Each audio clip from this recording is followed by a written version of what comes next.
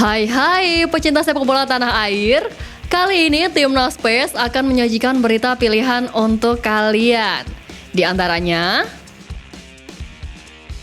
sektor penyerang Timnas masih tumpul, Stefano Lillipali siap beri bukti. Tergabung di grup neraka, skuad Garuda Muda didesak TC di Timur Tengah. Ronaldo Kuate beri sinyal comeback jelang Piala Asia U23.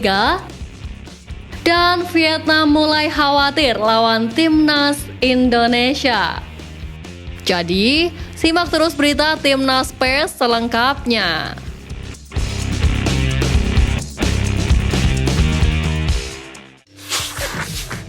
Kota Surabaya baru saja selesai menjalankan tugas sebagai salah satu tuan rumah yang menggelar pertandingan Piala Dunia U17 2023 di Stadion Gelora Bung Tomo. FIFA pun memuji kota pahlawan yang dinilai sebagai yang terbaik. Rangkaian pertandingan Piala Dunia U17 di kota Surabaya telah berakhir 21 November 2023 lalu saat babak 16 besar antara Timnas Maroko U17 melawan Iran U17. Sebelumnya di Stadion GBT itu dipanggungkan untuk laga-laga grup A, yakni Timnas Indonesia U17, Maroko, Ekuador, dan Panama. Di samping itu, Wali Kota Surabaya Eri Cahyadi mengucap rasa syukur daerah yang dipimpinnya mampu menggelar perhelatan internasional ini dengan lancar. Semua berjalan dengan baik dan tidak menemui kendala. Wali Kota Surabaya itu juga mengungkapkan bahwa gelaran Piala Dunia U17 jadi momen yang tidak akan dilupakan karena menjadi sejarah bahwa Indonesia, khususnya Surabaya, pernah menjadi tuan rumah ajang adu keahlian talenta sepak bola kelompok usia. Apalagi kehadiran Piala Dunia U17 ini turut mendongkrak geliat ekonomi lokal. Sebagaimana diketahui, pesta sepak bola dunia usia muda tengah bergulir sejak 10 November lalu dan akan berakhir pada 2 Desember mendatang. Ajang ini telah memasuki 8 besar yang mana babak 16 besar baru saja berakhir Kamis kemarin. Sementara itu, salah satu pelaku sepak bola Indonesia memberikan tanggapannya terkait ajang prestisius level usia tersebut. Mantan pemain Timnas Indonesia Firman Utina meyakini gelaran Piala Dunia U17 2023 menjadi momentum sepak bola tanah air lebih maju. Ia pun berharap semangat yang ada harus terus dilanjutkan lagi. Firman Utina juga mengatakan bahwa persiapan Indonesia untuk Piala Dunia U17 sangat maksimal.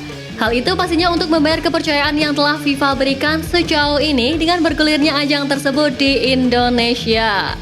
Mantan pemain Persija ini juga mengungkap bahwa Piala Dunia U17 pun mendapatkan sambutan hangat masyarakat Indonesia. Sebab mereka menilai ajang itu dapat menjadi momentum untuk kebangkitan sepak bola Indonesia.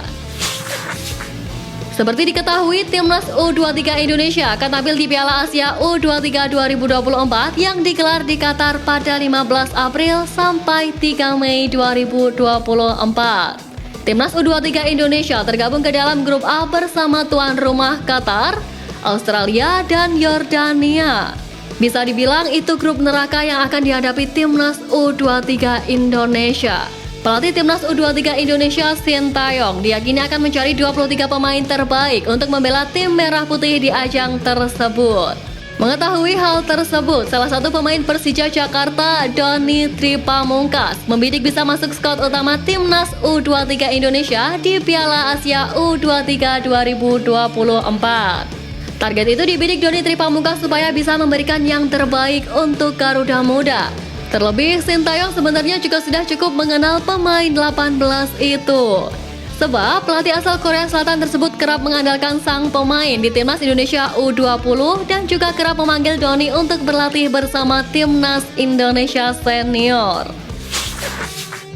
Sebagaimana diketahui, gelaran Piala Asia U23 akan digelar pada tahun depan. Dalam ajang tersebut, Timnas Indonesia U23 tergabung di grup A bersama Qatar, Australia, dan Yordania. Tentu hasil drawing grup tersebut dinilai cukup berat untuk tim yang bersatu sebagai tim debutan di ajang 2 tahunan itu. Perjuangan Garuda Muda pun dinilai juga akan berjalan cukup berat. Kendati demikian, Sintayong diwajibkan untuk mempersiapkan tim dengan matang, salah satunya melakukan pemusatan latihan di negara Timur Tengah. Hal ini dilakukan agar pemain mampu beradaptasi dengan kondisi cuaca dan mencari lawan uji coba berkualitas. Saran tersebut diberikan oleh pengamat sepak bola yakni Akmal Marhali. Dirinya menambahkan jika tim asuhan Sintayong itu diharuskan mencari lawan yang selevel dengan peserta grup A Piala Asia U23 agar punya gambaran kekuatan lawan timnya. Pemain Irak Yosef Amin menjadi salah satu pemain yang berhasil mencetak 1 gol ke gawang timnas Indonesia saat Irak menang 5-1 atas skuad Garuda di putaran kedua kualifikasi Piala Dunia 2026 zona Asia. Ia menyebut golnya ke gawang timnas Indonesia sebagai pengalaman terbaik dalam karirnya sejauh ini. Pemain Eintracht Braunschweig itu mencetak gol ke gawang Nadeo Argawinata pada menit ke-81. Di samping itu, ada momen menarik setelah pertandingan melawan timnas Indonesia. Pemain sayap 20 tahun itu bertukaran jersey dengan penyerang skuad Garuda, Rafael Struijk. Sementara itu, baru-baru ini, Yosef Amin mengungkapkan bahwa gol ke gawang timnas Indonesia adalah pengalaman terbaik sejauh karirnya berjalan. Ia juga mengungkap bahwa tidak setiap hari ia bisa mencetak gol di depan kurang lebih 65.000 fans di kualifikasi Piala Dunia. Baginya, itu adalah momen yang sangat spesial dan itu membuatnya dan keluarganya sangat bangga. Stefano Lillipali menjadi salah satu pemain yang bersinar di Liga 1 2023-2024. Musim ini dia bermain dalam 19 pertandingan dengan catatan yang cukup solid. 9 gol dan 10 assist jadi bukti bahwa dia masih jadi sosok mematikan di depan pertahanan lawan. Namun Lillipali secara mengejutkan tidak masuk dalam radar Sintayong di kualifikasi Piala Dunia 2026 zona Asia. Dan hal ini sebelumnya cukup jadi pertanyaan. Kendati demikian, Fano tak mempermasalahkan hal tersebut. Dirinya justru siap membantu skuad Garuda jika dipanggil Sintayong lagi. Menurutnya, pelatih memiliki pertimbangan sendiri dalam meracik skuad yang dia inginkan. Namun, dia akan sangat bangga saat kembali bisa dipercaya kembali ke timnas. Di samping itu, ia menjelaskan bahwa ia ingin mengoleksi caps di timnas lebih banyak lagi. Dia optimis masih bisa membantu skuad Garuda di ajang selanjutnya. Apalagi Lillipali masih dalam kondisi prima dan siap bersaing di sektor penyerangan. Sebagaimana diketahui, Vietnam akan berhadapan dengan timnas Indonesia di laga ketiga dan keempat kualifikasi Piala Dunia 2026. Pertandingan tersebut baru akan bergulir pada 21 dan 26 Maret tahun depan. Sebelum bentrok dengan timnas Indonesia, muncul kekhawatiran di kubu Vietnam. The Golden Warriors saat ini memiliki statistik yang menyedihkan. Sudah ada total 8 pemain yang diganjar kartu kuning oleh wasit dalam 2 pertandingan. Menurut aturan kualifikasi Piala Dunia 2026, pemain yang telah mendapatkan 2 kartu kuning akan mendapatkan larangan bermain di laga berikutnya. Oleh sebab itu, jika salah satu dari 8 pemain Vietnam kembali mendapat kartu kuning saat bertandang ke markas timnas Indonesia, maka mereka akan absen pada pertandingan keempat kontra skuad Garuda di kandang sendiri.